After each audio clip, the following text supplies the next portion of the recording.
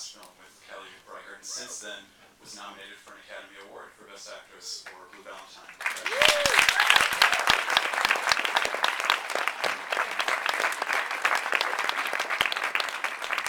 Maybe we can just start by talking a little bit about the shoot and kind of preparing for this role, because I understand there was some kind of a pioneer camp before you started actually shooting.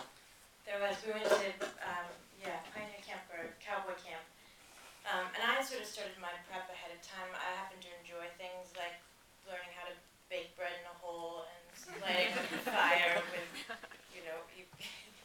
the man that taught us actually hold this little, it's like a bird's nest and stuff that you pick off of it, so you kind of pull it off bark and it makes this kind of hairy nest, and you hold it up to the sky and it lights through a reflector, and so I actually kind of enjoyed doing that stuff. So I started my prep ahead of time, and then when I got to this camp, it was a lot of learning how to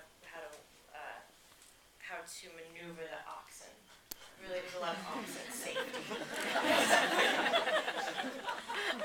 did you learn how to knit as well? Did you have to? I did. I tried to learn how to knit before I got there so that it was fluid and I didn't look too clumsy. But I didn't take very quickly to the knitting thing. Everything else, I liked anything that sort of involved being outdoors, but and very physical. But the knitting thing, my shoulders are up to here, and I'm just sort of hunched over, and I didn't really enjoy it until I met Zoe Kazan. She is an incredible knitter, and she gave me like private lessons, and would always like fix my mistakes for me. And so I learned to love it because it was like an act of friendship. She shared so much with me, and I made 6 scarves, but that was it. And this was, I understand this was shot outside of a small town called Burns, Oregon. Is that right? And the shoot looks like it would have been very difficult. You must have had very hot days and cold nights. Can you talk a little bit about the conditions that you had to deal with every day? The desert's a crazy place, completely unpredictable. It vacillates wildly. I mean, I'm not exaggerating when I say it was hailing one day and then people were passing out with heat stroke the next. What was really treacherous were the roads that we were on. I mean, it's interesting, Kelly, we would go to these locations that were 100 miles away from where we were staying, and that we had to literally carve roads in the ground to get to these places. And you get to this place, you've spent an entire day getting to this location.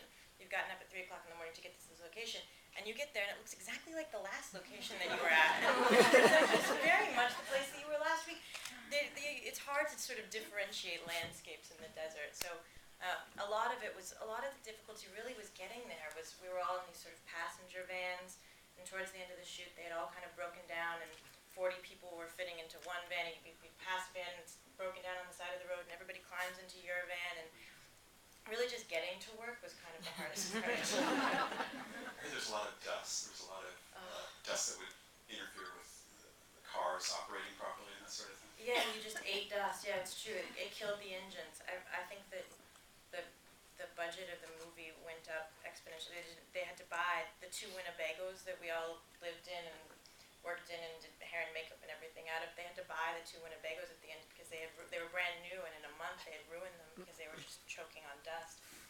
Yeah, and you'd ride in these passenger vans and you had to roll up the windows so that the dust wouldn't get in, but then the dust would come in through the vents anyway, so you're just sort of in this really hot, smoky. It was amazing, though. At the same time, it is an amazing experience, and I share it with like a very small group of people. We were all, had our iPhones out taking videos because you just couldn't believe it was like being on like a ride at Disney World or something, sort of bumping up and down so vigorously. Well, I want to open up to the audience. Does anyone have any questions? We have a usher with a microphone. You can pass it around so we can all hear it. Yeah, in red. Why didn't you show what happened to the Indian, or did you find the bigger? I've been studying the Oregon Trail, and there's a lot of dust. You have to use oil in order for not your lips to get so dry. Was that a beauty tip? I think yes, I wish I had some of that. I mean, those are real dry lips. I hope hope you noticed them in the movie. Yeah. um, what was the question? I think the first question is probably more a question for Kelly, for the director. Yes, it was, why did you show the end where they found the river? Oh, good, you think they find the river. Good, then the end is in your mind. That's exactly as it should be. It's fair to But say it it's is- yeah, open it is- for interpretation. It is open for interpretation, But, yeah. but based on a true story. That's right. I mean, there've been books. I think there was some research done by John Raymond about. True, yeah, it is based on an actual event and an actual guide, Meeks, who took a group of settlers on a, moral of the story is don't take no shortcuts. Oh. Okay, right here.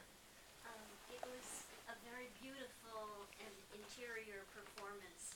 I'm wondering if you can tell us something of what went on in your